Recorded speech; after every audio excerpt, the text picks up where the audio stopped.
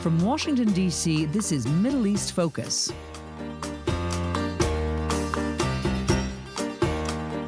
Welcome to Middle East Focus. I'm Alistair Taylor, MEI's editorial director, and today we're going to be talking about the long-running dispute over the Grand Ethiopian Renaissance Dam, Egypt's African diplomatic outreach, and the potential for creative solutions to the region's energy needs. There's a lot to discuss, but thankfully we've got three great guests on the program today to help us make sense of things.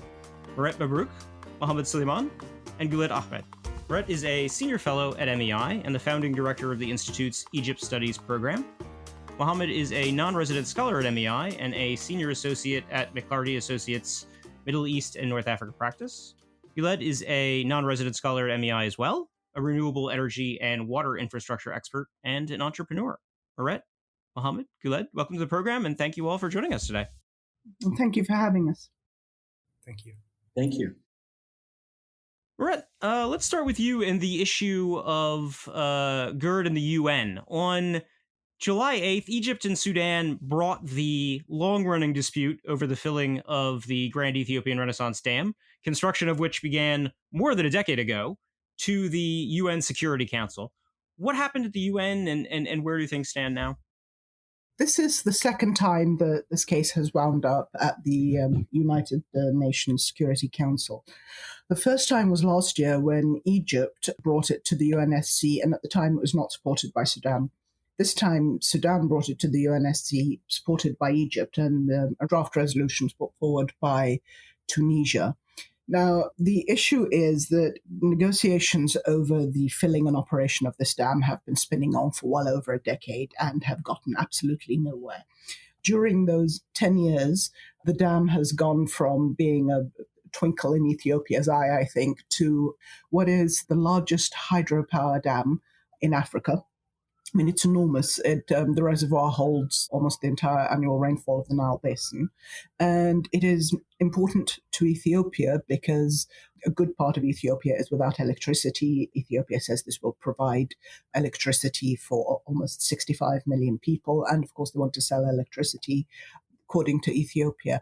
Egypt and Sudan are worried about two things. One, the interruption or in some cases possibly stoppage of water. And it's sort of vital for them because Sudan is 50% desert. Egypt is 96% desert. Egypt is almost entirely reliant on the Nile water. And of course, this is a hydropower dam, which means in case of a drought, Ethiopia still has to keep those turbines running. So the question is how much water will be allowed to the downstream countries. Sudan, of course, is also worried about safety issues because the dam is right across the Sudanese border. And any problem with that dam would wind up affecting, almost half the country. Now, there are really two big issues. The first one is that Egypt and Sudan would both like a legally binding agreement on the filling and operation of the dam. And Ethiopia has consistently refused. Ethiopia has said, no, we'd rather have an agreement that we can, amend as we go along. Please trust us. And the second point is that Egypt and Ethiopia both want a dispute mechanism, all right, in case there are issues or in case things go wrong, they want to know where to be able to go. And again, Ethiopia has refused a dispute mechanism. So this is the second time that this has gone to the UNSC. And I think the fact that it went to the UNSC at all is actually testament, I think, to the negotiating skills of the Egyptians and the Sudanese. Because Ethiopia has maintained that the UNSC is not a place for water disputes, whereas Egypt and Sudan have both said, well, at this point, it is very much a question of security. So the result was not a surprise, I think, to anyone. It was one of these anodyne statements afterwards that basically said everybody needs to get along. Specifically, it said specifically all members backed the AU mediation. I'm sorry, I forgot to mention that the negotiations for the past couple of years have been under the aegis of the African Union. They backed the AU mediation. They said that the AU was the appropriate venue to address the dispute and that everyone was, ready to provide political and technical support. And, of course, that a solution could be reached with political commitment from all parties. Again, I think UN bodies tend to have an absolute flair for stating the obvious. If there had been political agreement between all three parties, it wouldn't be at the UNSC. But anyway, that's where it stands at the moment. So Egypt and Sudan will continue attempting to find diplomatic ways to solve this issue. It's becoming more problematic. The dam is currently in its second filling. Ethiopia informed both countries on July 6th that it had started unilaterally again on the second filling. And Egypt and Sudan by now are, if not frantic, but certainly massively, massively, massively concerned. Frantic is probably the right word to use. It's just not a diplomatic one, so people don't use it. So that's where things stand at the moment with the UN. Just, Mirette, following up on the issue of the UN, I'm curious to kind of drill down on that a little bit more before we move on. The dynamics of the Security Council make it particularly difficult to resolve this kind of issue, given that all three countries involved are important to different permanent members, and key players like China have their own transborder water disputes that make them kind of, I think, loath to see this become a venue for these sort of things. Do you think a deal was ever likely to happen at the UN? Okay, so I think you put your finger on it. No, I would have been very surprised if anyone had stepped up and said anything, because, as you pointed out, all three of these countries, in one way or another, are important to everywhere around the table at the UNSC, both the permanent members and the non-permanent ones, and a great many other nations watching. And one of the big setbacks, I think, to the negotiations has been the lack of international political will to get involved. People do not want to get in the middle of what they perceive to be a really messy mud fight, and no pun intended. The problem is, I do think that same lack of international involvement is going to lead to an acceleration of tension. But yes, and as you pointed out at the last UNSC meeting last year, China was the only nation that specifically pointed out that the UNSC was not the place for water issues. And as you pointed out again, of course, that's because China has its own very, very significant transboundary water issues. And it isn't the only country that would not want water issues being brought up at the UNSC.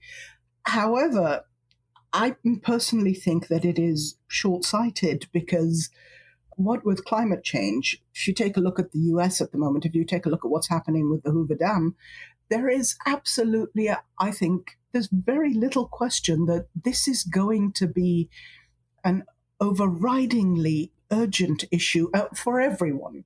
Now, at the moment, I think people are still viewing it as a dispute in Africa, far away from everyone else, which I think is really, really short-sighted. First of all, a dispute in the region is not going to be far away from everyone else and irrelevant to anyone else. And secondly, I do think that it is going to be everyone's problem, and the sooner legal precedents are put in place to tackle issues like this, the better. So, no, I would have been massively surprised if anything had come out of the UNSC. Mohammed, given the deadlock on the GERD issue, Cairo has been pursuing a variety of different strategies, one of which Mirette just touched on, referring it to the UN. Another is to try to build support on the African continent through a sort of diplomatic charm offensive, with a particular focus on the Nile Basin, the Horn of Africa, and East and Central Africa. What has that effort entailed, and how successful has that been? Excellent question, Alistair. In 2020, Ethiopia started filling the dam unilaterally without reaching a binding agreement with Sudan and Egypt. And that represented a dark reality for policymakers in Cairo, because it meant that beyond direct diplomacy and negotiations, Cairo lacked influence in East Africa, the Nile Basin, the Horn of Africa, that may help Cairo's case to reach an agreement, or meaning pressuring Ethiopia for an agreement. So since 2020, Egypt has been very active in developing a Nile strategy that's centered around, first, a strategic alignment with Khartoum on every step on the Nile negotiations. The second is creating military and security paths with countries like Uganda, Kenya, Burundi. Also growing Cairo's economic footprint in other nations like Djibouti, Tanzania, Zambia, and South Sudan. And the main objective of Egypt's charm offense is to maintain a forward geopolitical pressure in the Nile Basin, regardless of the status of reaching an agreement or not. Because Cairo realized that you cannot leave that region and you have to be there where the source of life is. So Egypt wants to position itself as a rising power in East Africa, Central Africa, and the Horn of Africa through a web of economic and security partnerships. Well, but focusing specifically on Sudan, there's been a growing strategic alignment between Khartoum and Cairo, as you alluded to on this issue. What was the catalyst for that, and do you think that will prove enduring? So under former President Omar al-Bashir, there was a close relationship between Cairo and Khartoum that impacted their own coordination over the Nile issue and GERD. And since the revolution in Khartoum and the transitional government being in charge, there's an understanding that the Nile and GERD should be very central to the relationship between Cairo and Khartoum. And the two countries spent enormous effort to coordinate and address the issue with at least one tone for the most part. But also there is a skepticism in Khartoum from Prime Minister Abiy Ahmed's actions inside and outside Ethiopia. As we know, Sudan saw firsthand the Tigray War because Khartoum hosted thousands of Ethiopian refugees. Also, Sudan entered a border conflict with Ethiopia to reclaim Al-Fashaga Triangle recently. And also, there are some worrisome in Khartoum from the emerging alliance between Prime Minister Ahmed and Eritrea's President Afwerki. So, in all these cases, it forced Khartoum to find a reliable ally. And Cairo was willing to be that reliable ally. For instance, Cairo supported Sudan to reclaim Al-Fashaga from Ethiopia. It also pledged to support Sudan politically during the transition period. But also economically, Egypt pledged to use its own share in the IMF to help settle parts of Sudan's outstanding debt. Also, Cairo wants to increase its own investment in Sudan's infrastructure. So right now, the alignment between Cairo and Khartoum that started because of their own fears about GERD and the Nile expanded to full alignment on the political, strategic, and economic fronts. And I think that this is going to stay moving forward. Mohammed, when it comes to Egypt's broader African outreach efforts, as you mentioned earlier, what does Cairo have to offer countries like Burundi, South Sudan, and Djibouti? What does it bring to the table in these cases? So Cairo's actions in Africa revolve around three pillars. The first one is combating terrorism, especially in the Sahel countries and East Africa. The second is economic partnerships and infrastructure projects around the Nile Basin and East Africa. The third is diplomatic relationships, because in the previous regimes in Cairo, there was less interest in such diplomatic cooperation. So, for instance, let's speak about the countries where Egypt is very active economically. In South Sudan, Cairo is building water treatment facilities. Right now, they are in negotiation with Juba to build a multi-purpose dam on the Siwi River. For instance, in Burundi, Egypt is interested in providing military capabilities and training. In Djibouti, Cairo wants to help with infrastructure and logistical support. So this is mostly like East African and Nile Basin countries. In West Africa, Cairo is intensifying its own relationship with Nigeria, Ghana, and Niger. So the country is very active on many fronts. Guled, looking at things from the other side of the equation, from the perspective of the Horn of Africa, how is Cairo's diplomatic outreach being perceived? What's the reception been like so far?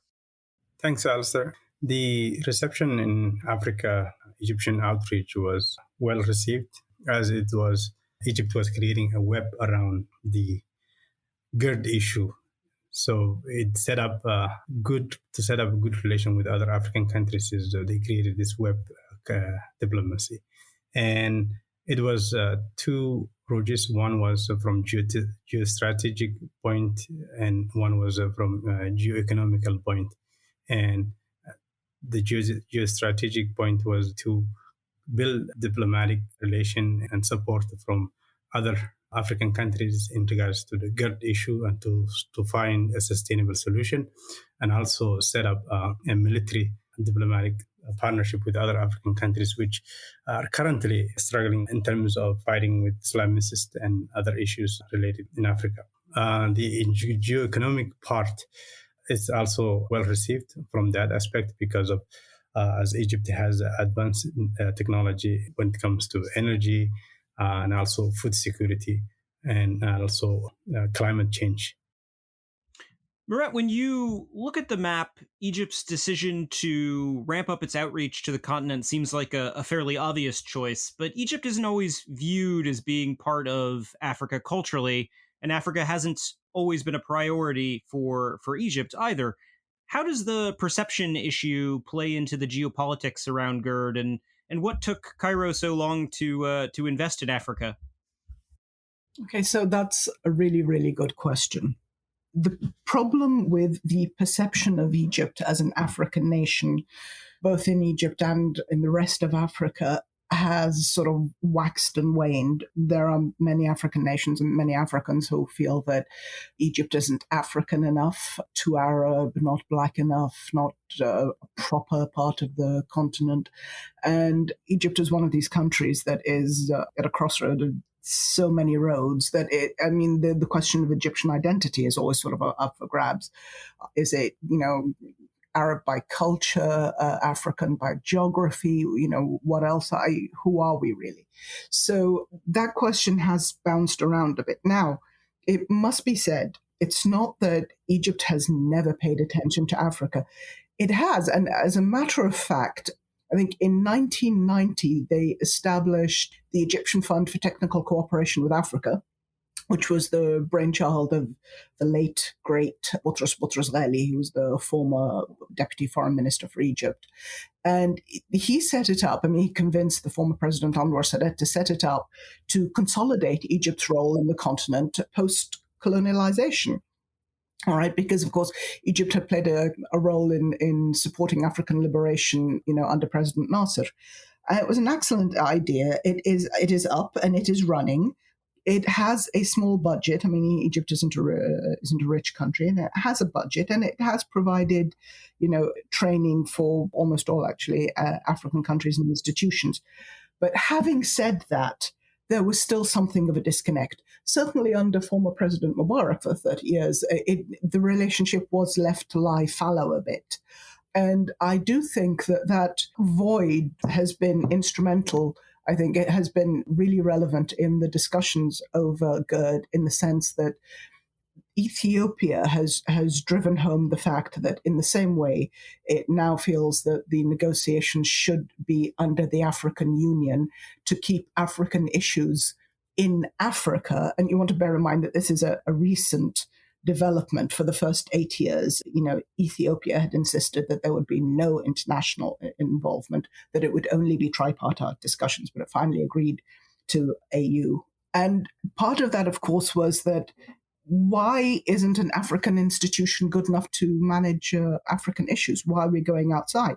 And that's because Egypt is not properly African.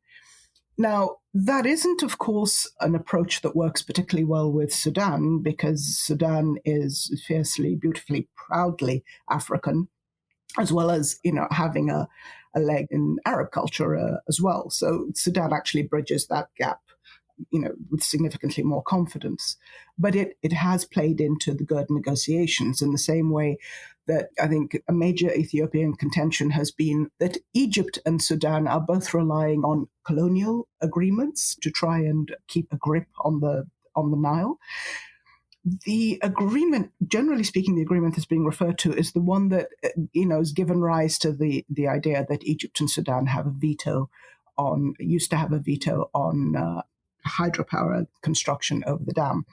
In 1902, an agreement was signed by, at the time, the Emperor of Abyssinia, when Ethiopia was an empire, and England for Egypt and Sudan, who of course were protectorates.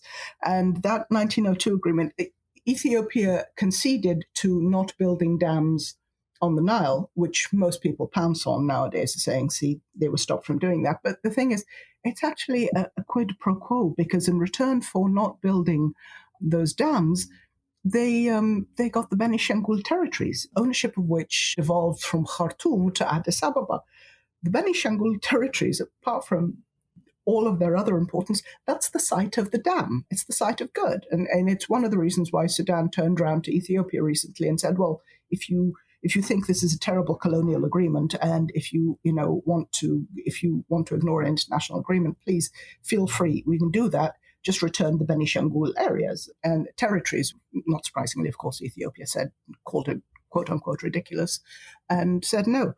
But it has consistently come up, not just over GERD, which is part of today's discussion, but it really as a way of questioning Egypt's importance and relevance in Africa.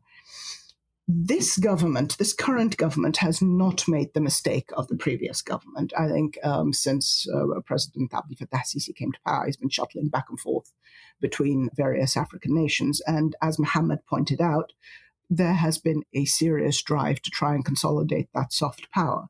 Also, of course, Egypt wants to be seen as a gateway to Africa for its economic expansion.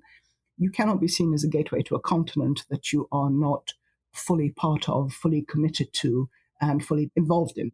The recent developments have been extremely important, and I guess you could say, better late than never. Guled, the issues of energy and development are at the heart of the GERD dispute. And when it comes to things like industrialization, renewables, and energy transition, the needs of the broader region are huge. I know this is an area in which you've been deeply involved for some time, and I'm curious to get your thoughts. Do you think there's room for potential creative win-win solutions here? Yeah, Alistair, that's a great question. And I think there's a huge potential room for Egypt to create a win-win situation. And a lot of analysts and media have seen that they talk about Egypt, the issue surrounding the GERD and whatnot. But nobody seems to be asking the question of what Egypt can bring to the table and to the African continent in terms of the technology and when it comes to energy. Let's remember, in mid or late 17th century, ruler Muhammad Ali started importing the European technologies to increase the production of cotton in late 17th centuries. And in early 18th centuries, the production of cotton increased and Egypt became suddenly industrialized. And then they went and built the Suez Canal. And since then, Egypt became a huge industrialized country in Africa. So this is what Egypt has in terms of historical industrialization. Now, Egypt, the areas which is expertise is especially in the energy and also dam building. And a lot of countries, and also water scarcity issues, how to address the climate change, where it can help, which countries it can help. For example, in Somalia, the issue of Shabelle River, it can help in terms of how to negotiate the water transboundary, which Somalia has an issue with Ethiopia. Kenya similarly has an issue with Ethiopia when it comes to Lake Turkana of addressing the water disputes. The other things, the technology transfer it can bring is building dams and hydropower. One of the region's countries it's helping right now is South Sudan and coordinating with other countries. Egypt also is one of the countries in Africa that has developed its technology in renewable energy when it comes to solar, wind, and also other renewable energy technologies. And as Africa now is transitioning into industrialization and agricultural revolution, it needs high energy demand. And unfortunately, in G7 last meeting, one of the things they mentioned was that they are not going to fund any fossil fuel projects. And Egypt, I think what it can do is to bridge the gap between the G7 and African countries, for example, through public-private partnership or through regional partnership and joint venture. And also work with China on developing in terms of technology in energy as well too, as a lot of countries right now has debt with China. The other issues, which when it comes to energy transition, Africa, as I say, is transitioning to industrialization, but the problem they have is now energy demand, which is expensive now, and with a lack of technology, that's where they can come. There is a German economist, Friedrich List, in 1837, who talked about the kicking the ladder. What I mean by that is during the 18th centuries, he complained about the British UK at that time that bridging about the free trade, other nations after achieving their supremacy using high tariffs and extensive subsidies, the kicking away the ladder, basically not allowing the technology to transfer. So in Africa right now, G7 is trying to say, no, don't use fossil fuel. We want you to transition energy transition through renewable energy, which is really expensive. And I think that's where Egypt can come in as an advantage. Guled, following up on that, I know one of the other areas that you've been interested in is the idea of carbon credits, and they may actually apply in the context of potentially resolving the GERD dispute. Can you elaborate on that and how that might work? Yeah, this is a subject which is not talked about it, carbon credit. I just want to take a one step back. Is carbon credit basically is countries who how much carbon you offset, and then you basically take that as a convert it to carbon credit, and you can trade it and sell it to another country. That's those countries who want to offset their carbon credit. And this was a huge issue when COP25, the climate meeting that happened, I believe, 2 years ago or last year, I believe so. The discussion was in Europe, people were arguing about to call nuclear technology renewable energy or it's not renewable energy, and so they can trade it as a carbon credit. When it comes to carbon credit in GERD, the opportunity is that Ethiopia, one of their argument is because Egypt is saying don't fill the dam sooner, because let's say it's supposed to take 10 to 15 years. And Ethiopia is saying, if I do that, I'm going to lose the generation of electricity. And what Egypt can come up, and I talked this in my first article back in July of 2020, that Egypt can determine how much electricity it's going to lose for filling the dam, Ethiopia, and convert that to a renewable energy certificate and sell renewable energy such as generated from solar or wind to Ethiopia, and also convert some of that renewable energy to carbon credit and trade it. That's one of the solutions for GERD. But also the carbon credit, Egypt also can take it to Suez Canal. In Europe, it's started lately that it is shipping carbon trading. As you know, Egypt has a Suez Canal where 30% of the European oil go through Suez Canal. Now, what it can ask is it can set a carbon cap emission and say, this much carbon credit can be generated from the Suez Canal, and there's an opportunity to generate revenue from carbon credit. So those are the opportunities I've not taken in. It can be a solution, win-win solution in GERD, and as well for generating revenue in Suez Canal. Great, we're running short on time, but before we wrap up, I wanted to get everyone's thoughts. I know we've covered a lot of ground in our conversation here, but briefly, if you could touch on next steps in the areas that you covered, that would be great. Where do you see things going moving forward? Maybe let's start with you, and then Mohammed, and then conclude with you, Mirette. In terms of related to GERD, I think the solution is available in regards to addressing the water deficiency when it comes to during the drought. But the political destabilization ongoing in Ethiopia now, that could hinder foreseeable solution for GERD right now, as Ethiopia is currently in both civil war or in civil war still ongoing, and there's a potential that it could be balkanized. So that's the biggest challenge that it could pose to the solution for GERD. Mohammed, how about you? Whether or not Egypt can come to an agreement with Ethiopia on the Nile dispute, Cairo will remain a key player in the Nile Basin and will continue to expand its security and economic partnerships with countries in East and Central Africa and the Horn of Africa. Mirette, how about you?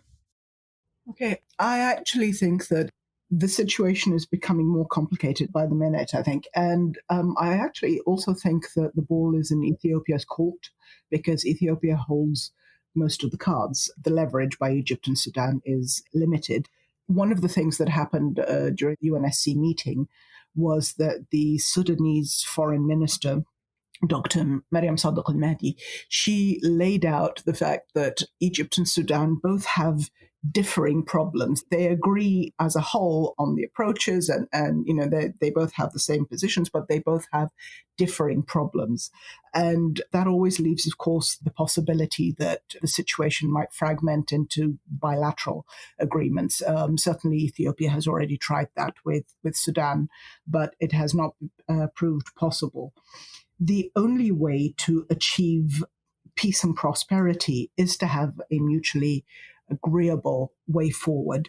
And it really is all about the political will. Gouled's suggestion on carbon capture copy credits is a superb one, although my understanding is that Egypt has already offered Ethiopia various means of ensuring that it loses no money and loses no electricity in the event of a drought. Egypt would make up the difference, but Ethiopia has refused, which would indicate that it is not simply a matter of electricity.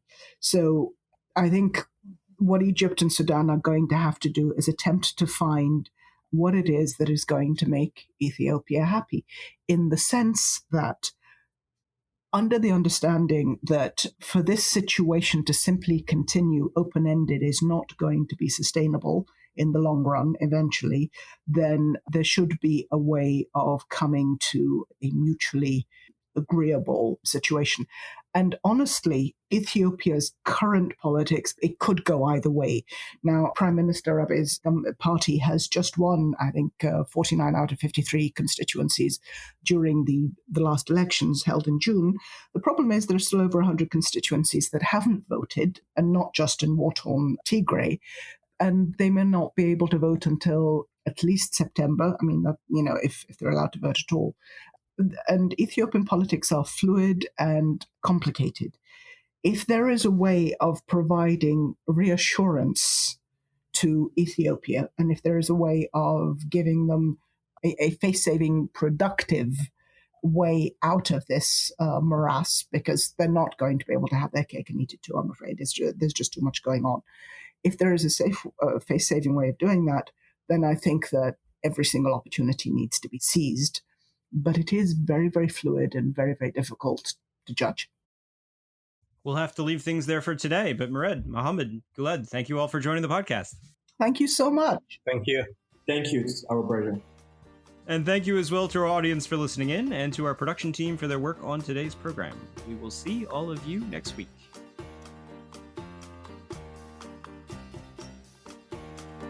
This has been a presentation of the Middle East Institute. To support MEI's programs and podcasts, please donate at www.mei.edu. Thank you for your support.